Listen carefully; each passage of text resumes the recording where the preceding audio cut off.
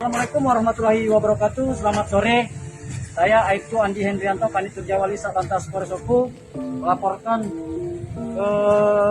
pada sore hari ini dari Kanit Turjawali Satlantas Polres Oku, hari Selasa tanggal 5 Oktober 2021 telah menemukan kendaraan yang memuat semua isinya kena bobrok.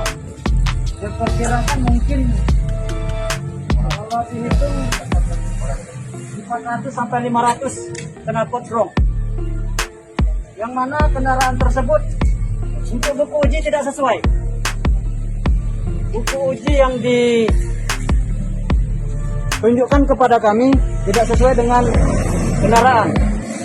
Maka dari itu kami dari Satuan Lalu Lintas Polres Ogan Komering Ulu akan melakukan penegakan hukum dengan tilang dan kendaraan tersebut akan kami amankan di Markos Satlantas Polres Oku. Sekian yang dapat kami laporkan. Assalamualaikum warahmatullahi wabarakatuh. Selamat sore. Jangan lupa subscribe, share, komen, dan like ya.